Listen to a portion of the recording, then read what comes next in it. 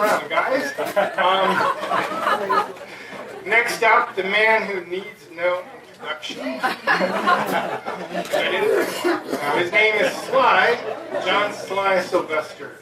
And I'm so glad that he got a new job. I think that's awesome. And, we're glad about that. I was really glad to hopefully give him a little boost when he was in between jobs, and that was great. And I don't know if he remembers this, but I told him I wasn't much of a morning person, and I said, couldn't you get an afternoon job? And I want to thank him for doing that. So let's give a big hand for Sly.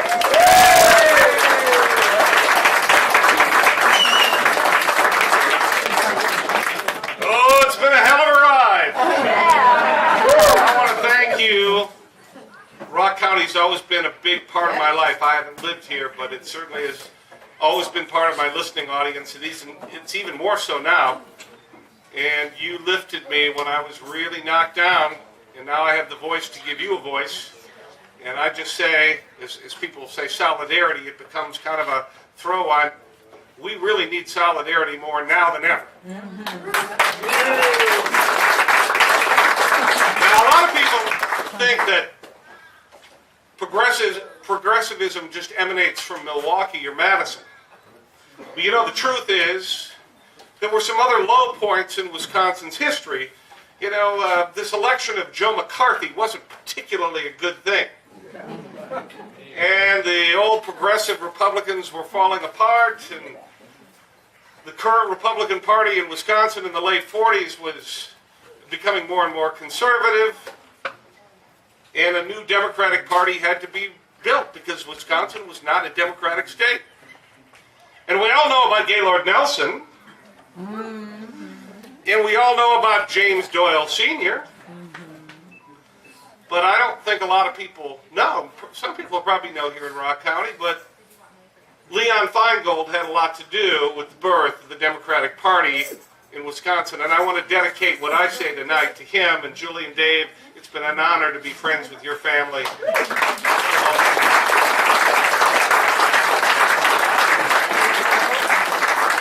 And I realize even among our Democratic roots, sometimes there's debates over Bobby Kennedy or Hubert Humphrey.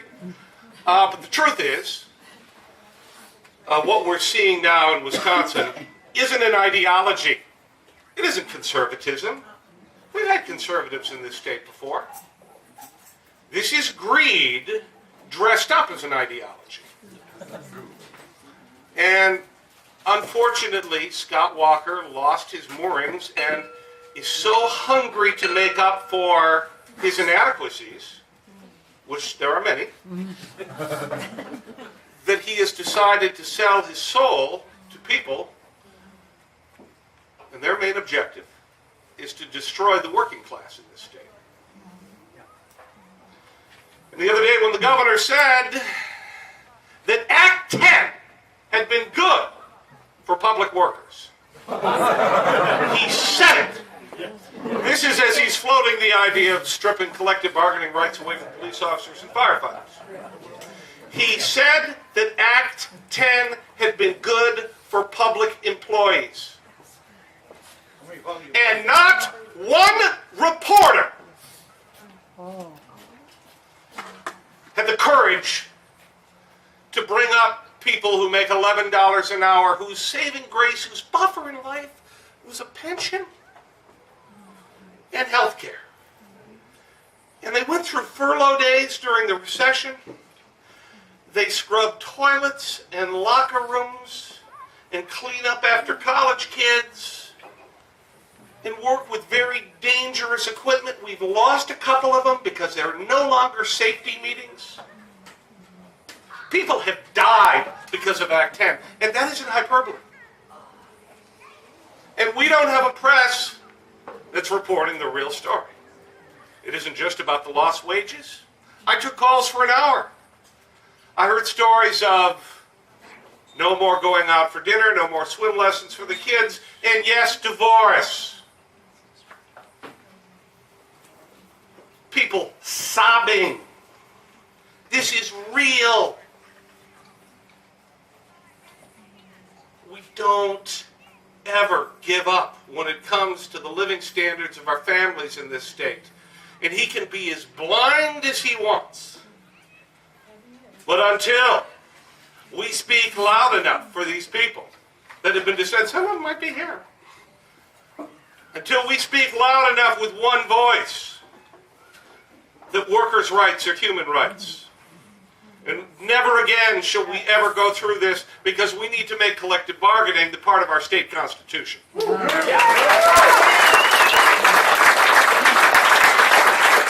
I appreciate the state senators that went to Illinois, although drinking with the girls at the Tilton Kilt in Rockford's not that bad a gig,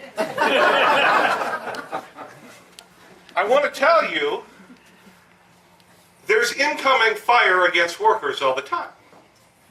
You know, they're not just going after, now they're going to go after prevailing wages, they're going after disability, they're going after, you know what, and they publicly, they espouse the virtues of the job creators. How's that WEDIC agency? How's that working out? Huh? That incoming fire, and they've got the big talk radio stations, you know, that broadcast to the ring of fire around Milwaukee, that surrounds Milwaukee.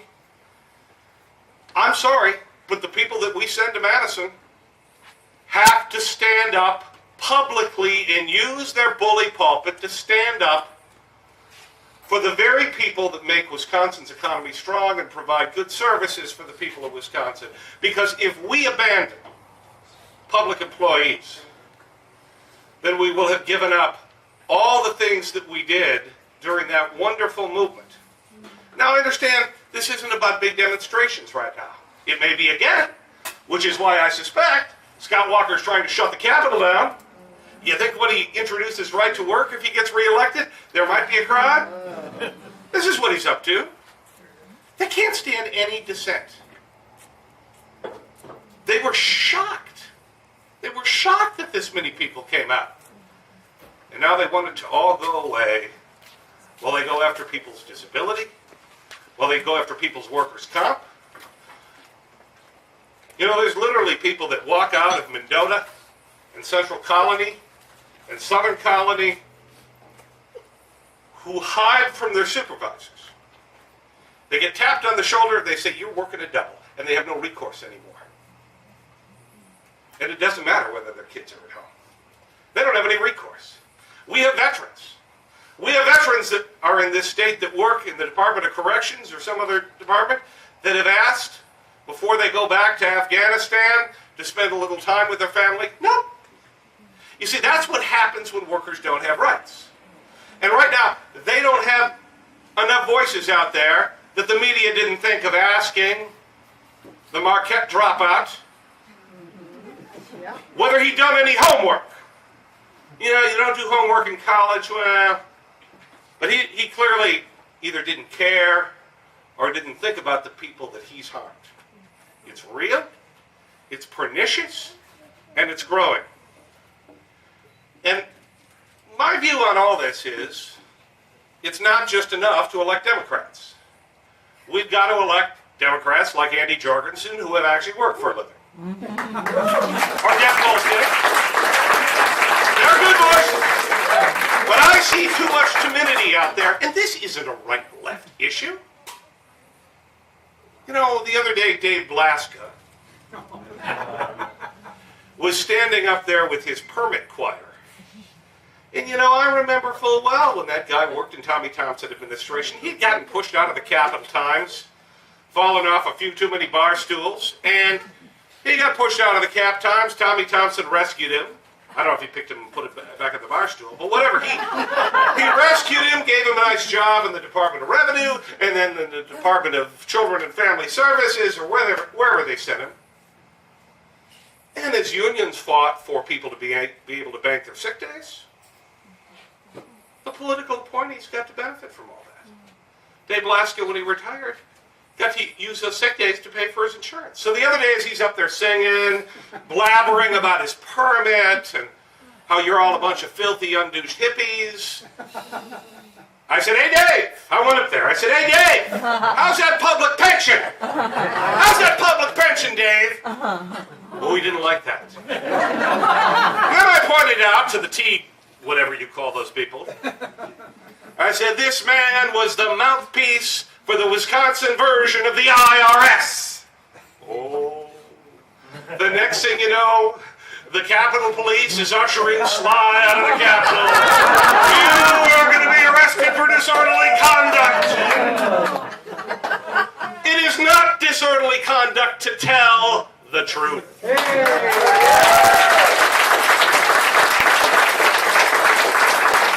don't know if you saw the other day, but Cynthia Archer, who was one of the architects of Act 10, who quickly left the DOA as the FBI was using a battering ram to knock down her door during the John Doe investigation. Then she got shuffled off to this department, to that department. Ironically, someone who racked up thousands of legal bills, we still don't know how they were paid, got a job as a chief administrator for the public defenders. Beating out 28 people. And the governor says, oh, no, I didn't interfere. You know, Cynthia Archer did her job. She didn't squeal on the governor. Because, you know, the memos that had been released from the John Doe investigation, she was acting as a cover for him. This is unacceptable. This is just simply not how we live here in Wisconsin. What we have is, we have a Coke machine running our state. Mm-hmm. This is simply a branch. And it isn't about Scott Walker. This is about money and politics. And they saw their opportunity. Ironically, they took advantage of a recession in 2010. We replaced Russ Feingold with a guy who brags about sending jobs to China. We replaced a governor with one who decided to simply turn the state upside down for his own benefit and is building a new structural deficit. They took that moment, and this is the first time since the 50s that, you know, one party's had all three branches of power to build a monopoly. You know, there's got to be some bright minds where all of us can move around a little bit to change the shape of these districts. You know, if it takes moving to Racine, I just might move to Racine so I can get rid of Van Wangard when he tries to run again. We need to come up with some creative things because they are on the march. And if you think they're done, look what's happened in Michigan. You know, this past week, as Detroit has faltered, in Detroit area, really over the last 20 years has lost 300-some thousand manufacturing jobs. You know, in 2000 there was 10 GM plants in that city. They're down to 2, thanks to NAFTA and GATT, most favored trading status for China. This set up the wave for attack on public workers. But I watch Fox, so you don't have to. I call it panning for gold. John Tammany, who writes for Forbes, talking about the pensions in Detroit, actually said that public workers were a drain on society and that we ought to make their pay low enough that they go out and get a job that produces for the American economy. Now you tell me what civil society, A, doesn't have union rights, B, doesn't have a good social network system of police officers, firefighters, social workers, teachers, groundskeepers, you name it, from top to bottom. What civil society what model are they building this on? What country? What country doesn't have these virtuous things?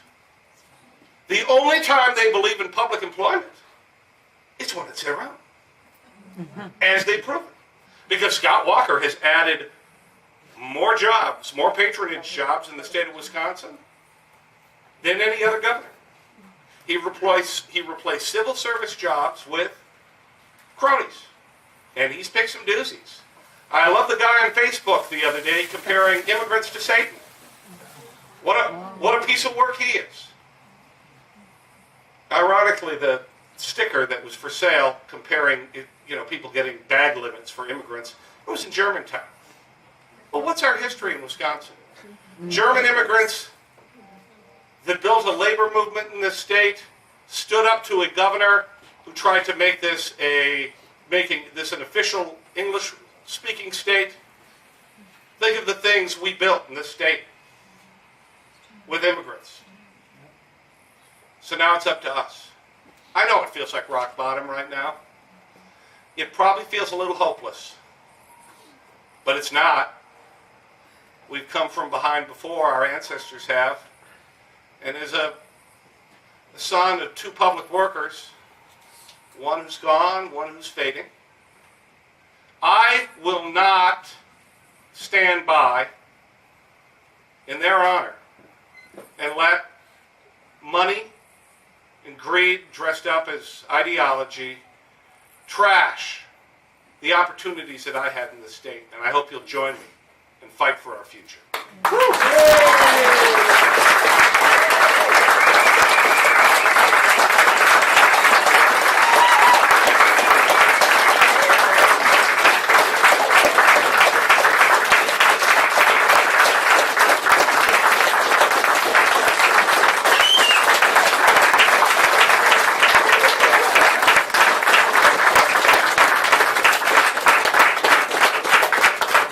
Get up here. I think we have some questions to ask. We need another big boy up here. Wendy. Time now. All right, this is your turn now. I actually bought a mic for you guys. Okay, Ted, let me see if I can get it to work. Playing around with this thing. Test it.